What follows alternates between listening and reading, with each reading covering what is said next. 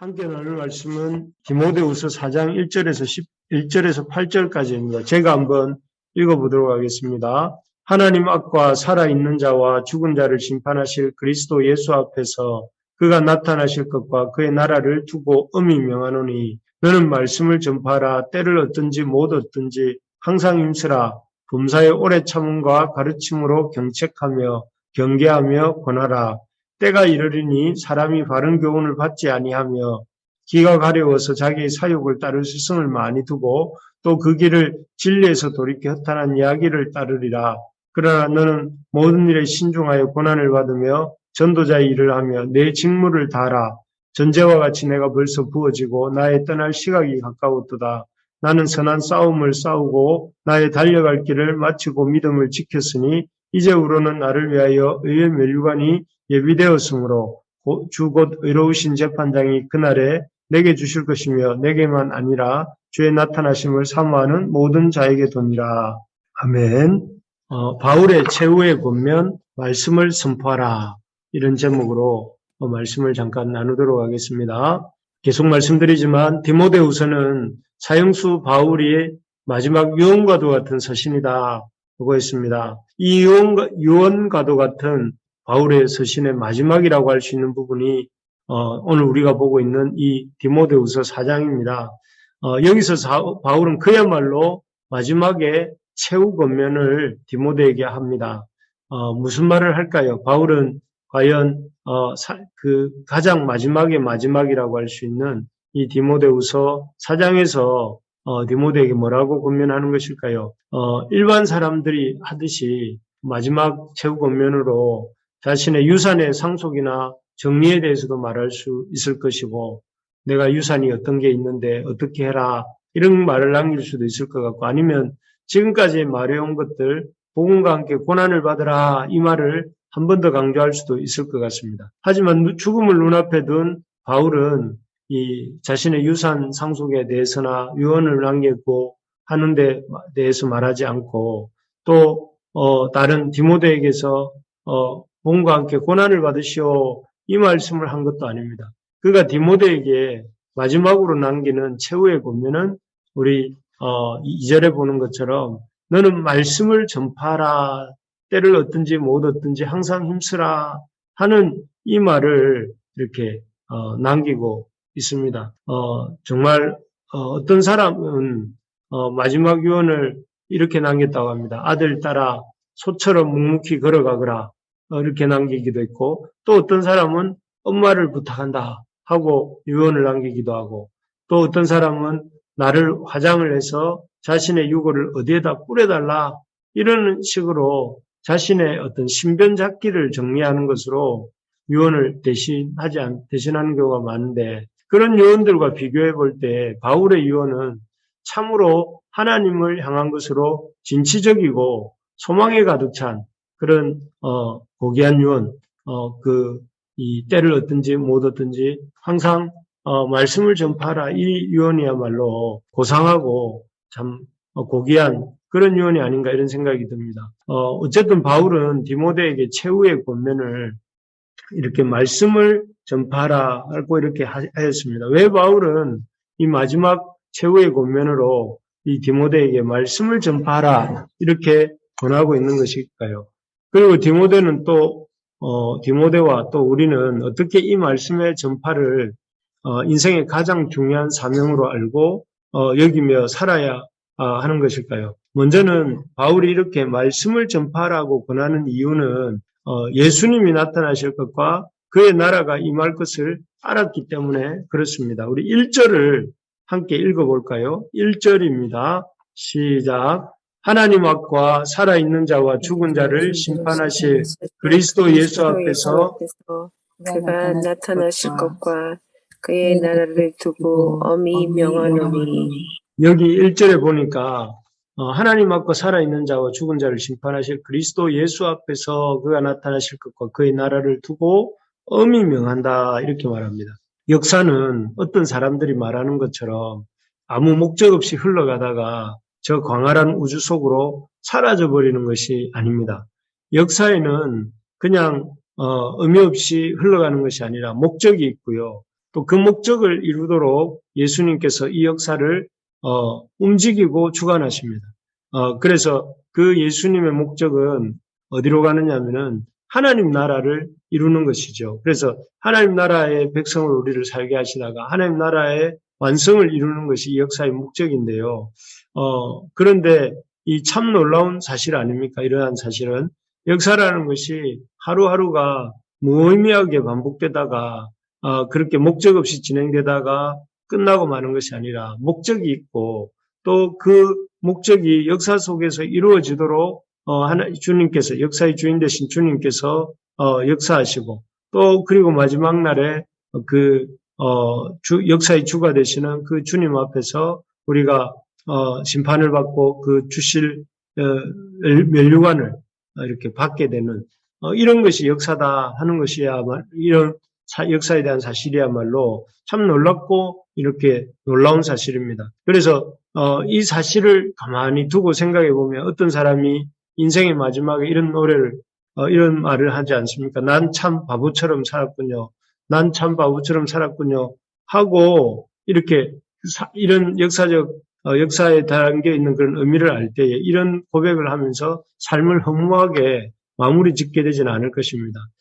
믿는 우리가 역사의 목적이 있다는 사실, 그리고 예수님의 역사의 주인이 되신다는 사실, 그리고 그 주님 되신 역사의 주인 되신 주님께 붙잡혀서 하나님 나라를 이루어가는 삶이야말로 참으로 복된 삶임을 명심하고 살아야 되겠습니다. 그렇게 살라고 바울이 디모데에게 이렇게 1절에서처럼 이 하나님 앞과 살아있는 자와 죽은 자를 심판하실 그리스도 예수 앞에서 이 역사의 주관자가 예수님이라는 거 아닙니까? 그리고 이 역사가 어디로 흘러간다는 것입니까? 그가 나타나실 것과 그의 나라를 향해 간다. 이렇게 말씀을 알려주면서 그렇기 때문에 너는 그 하나님 앞과 살아있는 자와 죽은 자를 심판하실 그리스도 예수 앞에서 살아라. 이렇게 바울이 고면하고 있는 것이죠. 우리가 이 사실을 마음에 깊이 새겨야 되겠습니다. 역사가 무의미한 것도 아니고 역사는 그저 참 이렇게 뜻없이 흘러가는 것도 아니고 역사는 주님의 주관하심을 따라서 역사의 목적인 하나님 나라를 이루는 대로 나아가고 있고 그 하나님 나라를 이루는 데 참여하는 삶을 하나님이 마지막 날에 복되다 하시고 또 이렇게 의의 면류관으로 씌워주신다 하는 사실을 우리가 명심하고 살아야 되겠습니다. 그러면서 그런 주님의 역사의 주인 되심과 역사의 목적이 있음을 아는 자로서 그렇다면 우리는 어떻게 살아야 되는가? 바울이 두 가지로 크게 고민합니다. 첫째는 2절입니다. 2절 한 번 더 읽어봅시다. 같이 2절입니다. 시작. 너는 말씀을 전파하라. 때를 얻든지 못 얻든지 항상 힘쓰라. 범사에 오래 참과 가르침으로 경책하며 경계하며 권하라. 여기에 보니까 바울이 뭐라고 합니까? 너는 말씀을 전파하라. 이렇게 말합니다. 때를 얻든지 못 얻든지 항상 힘쓰라. 여기에 분명히 우리가 역사가 주님 앞에서 이렇게 완성되고 주님을 통해서 완성된다 하는 사실을 안다면 그건 역사의 주인이 하나님이라는 사실을 안다면 역사의 궁극적인 종착점이 하나님이라는 사실을 안다면 어떻게 해야 되는가?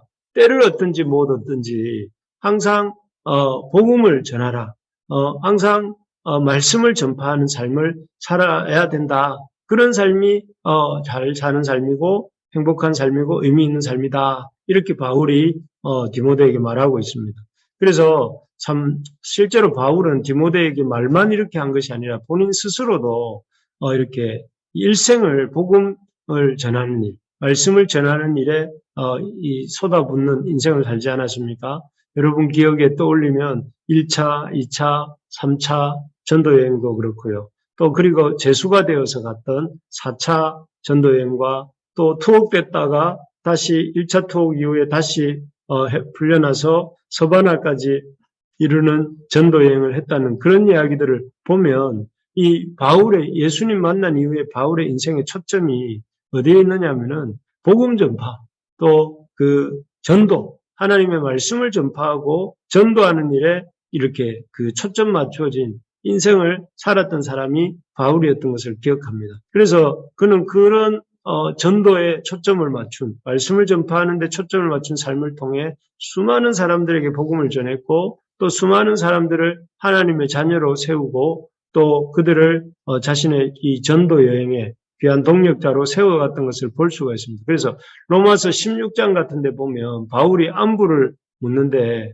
그 안부를 묻는 사람들이 무려 로마서 한 군데에서만 로마서 16장에 보면 무려 30명 가까이 나오는 것을 제가 본 적이 있는데요. 이것을 전 서신서로 확대해 보면 이 바울이 그 로마서만 쓴 거 아니잖아요. 고린도서라든지 에베소서라든지 빌립보서라든지 많은 서신서를 썼는데 그 서신서로 확대를 해보면 로마서 한 군데에 한 30명 가까이 나왔다면 그 바울의 동력자들은 바울이 세운 그 후배들은 약 수백 명에 이르지 않겠나 하는 생각을 해보게 됩니다. 그래서 그렇게 생각해 보면 바울의 삶은 한마디로 복음 전파를 통해서 사람을 살리고 사람을 세우고 사람을 동력자로 얻는 그런 삶을 살았던 것을 볼 수가 있습니다. 우리도 바울처럼 바울 사도처럼 때를 얻든지 못 얻든지 항상 힘써서 말씀을 전파하는 우리 부르심의 가족들 되기를 축복합니다.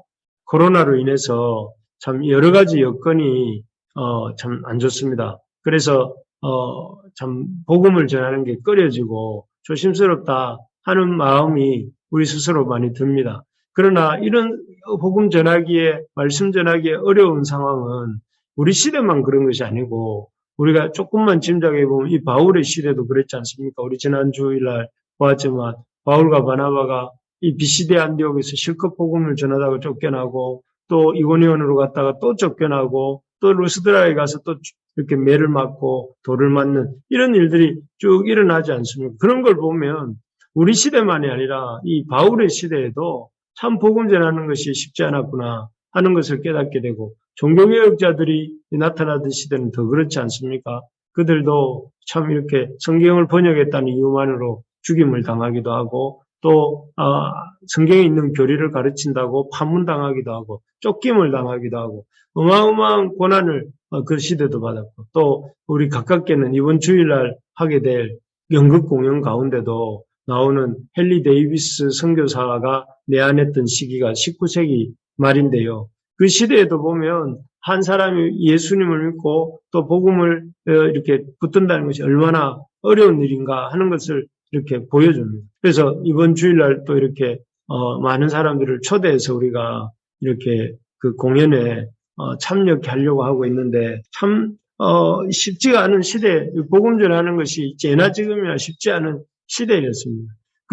그러나 이런 힘든 시대라고 해서 우리가 눈치를 보면서 시대의 분위기가 지나가기를 기다린다면 아마 우리는 평생 복음을 못 전할지도 몰라요.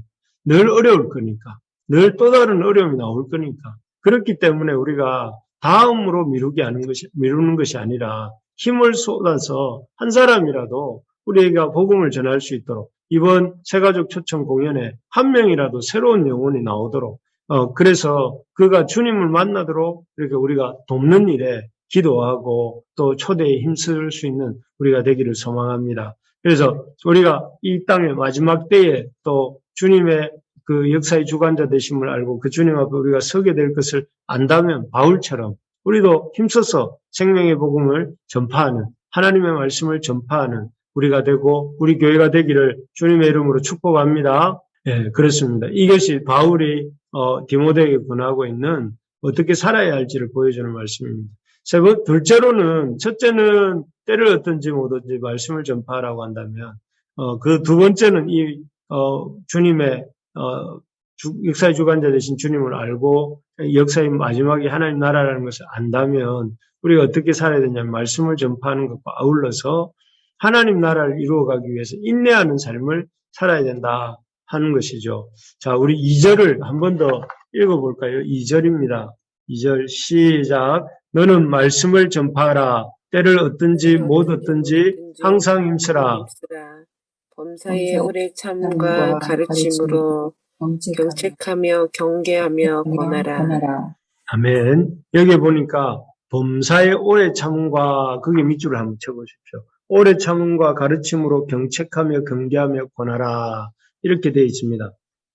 여기 보면 그 오래 참음이 그 바울이 말하는 디모데가 이 종말의 시대에 이렇게 가져야 될 좋은 그런 덕목으로 이렇게 얘기를 합니다. 참 마지막 때가 되면 우리 어제 그제도 이렇게 보았지만 그 마지막 때의 사람들의 특징은 자기애라고 했어요. 자기를 사랑한다 하는 것과 두 번째 특징이 뭐였습니까? 경건한 모양은 있는데 경건의 능력이 없는 것이 마지막 시대의 특징이다. 종교인들에게 경건한 어떤 종교의 모습은 있는데 신앙의 능력은 없는 그런 시대가 마지막 시대다. 이런 말을 했습니다. 그래서 참 이 마지막 시대가 되면 이런 가짜 신앙인들이 많이 등장하게 됩니다. 그래서 가짜 신앙인들은 이렇게 거짓말로 여기 4절에 보면 그 3절에 보니까 바르지 않은 교훈, 귀만 즐겁게 해주는 그런 말들을 이렇게 한다고 합니다. 그리고 4절에도 보니까 허탄한 이야기를 이렇게 하는데 그런 거짓 선생들의 말들을 이렇게 들으면서 사람들이 이렇게 항상 이 하나님 말씀으로 돌아오지 아니하고 참 이렇게 헛된 교훈을 쫓는 경우가 많이 생긴 때에 그럴 때 어떻게 하라는 거예요? 바울이 말하는 것은 오래 참음과 가르침으로 경책하며 경계하며 권해야 된다. 이게 2절에서 말하고 있는 것이죠. 마지막 날에 사람들이 이렇게 하나님 말씀 잘 안 들어요. 그리고 하나님 말씀을 들어도 쉽게 변화되지 않습니다. 그리고 또 하나님 말씀을 어떤 경우에는 대적하기도 하고 하나님 말씀을 이렇게 기망하기도 합니다. 기만하기도 합니다. 그런 사람들을 바라볼 때에 어떻게 해야 되는가? 바울은 디모데에게 오래 참으라. 범사에 오래 참음과 또 그리고 참을 뿐만 아니라 가르치고 경책하고 경계하고 권하라. 이렇게 말을 합니다. 그런 사람들을 오래 참고 기다려주면서 하나님 말씀을 가르치고 또 책망할 것은 책망하고 또 징계할 것은 징계하고 그리고 다시 설득할 것은 설득해서 그렇게 하나님 나라를 이루어가라 하는 것이죠. 우리가 해야 될 일이 무엇일까요? 우리가 해야 될 일은 바로 이런 일입니다. 하나님의 말씀을 가르치고 하나님의 말씀을 가르치고 또 우리가 돕는 그 사람을 책망할 것들은 책망하고 눈치나 살피는 것이 아니라 책망할 것은 책망하고 또 경계할 것은 경계하고 또 설득할 것은 설득하면서 열심히 우리가 사람들에게 이렇게 바른 교훈을 가르치고 또 그 사람들에게 하나님의 진리에 대해서 이야기하고 그리고 그 진리를 통한 인생을 어떻게 살아야 될지를 얘기해주는 그런 사람이 되어야 된다 하는 것이죠. 바라는 바는 우리 교회가 또 우리가 그런 사람이 되기를 원합니다. 그래서 어제 어떤 분의 얘기를 잠깐 들어보니까 그분은 그렇게 말하다. 전라도 전북 부안에 어떤 교회가 부흥을 했는데 그 교회가 부흥한 이유 중에 하나가 사람들 한 사람 한 사람을 데리고 열심히 말씀을 가르쳤다는 거예요. 목사님 가정이. 그래서 그 결과로 지금은 아주 이렇게 교회가 개척한 지 10여 년이 지난 지금은 이렇게 든든히 서가고 있다 하는 얘기를 들으면서 또 전해주더라고요. 제가 교회를 개척하고 있다는 사실을 들었는지 그런 얘기를 듣고 그런 얘기를 해주는데 다시 한번 생각한 것이 하나님의 말씀을 가르치는 일. 하나님의 말씀을 통해서 우리의 바른 교훈을 가르치고 또 그들에게 진리를 알려주고 또 진리대로 살도록 도와주고 진리를 이렇게 또 전파하도록 돕는 그런 삶을 우리가 살아야 되겠고 우리 교회가 감당해야 되겠구나. 우리 교회가 하나님 말씀을 통해서 잃어버린 영혼들, 찾는 이들을 찾고 또 주님 앞에 이끄는 그런 우리 교회가 되어야 되겠구나 하는 것들을 다시 한번 생각하고 또 우리 성도님들도 그런 삶을 살게 되기를 주님의 이름으로 축복합니다. 아멘. 그래서 우리 교회가 참 오래 참음으로 인내하고 또 말씀을 가르치는 그런 교회. 그래서 우리 교회에 풍성한 생명의 열매가 우리 아이들의 가운데서 청년들 가운데서 또 우리의 참 성도님들 가운데서 또 우리 교회 주변에서 그런 역사를 이루는 우리 복된 부르심의 교회가 되기를 주님의 이름으로 축복합니다. 아멘.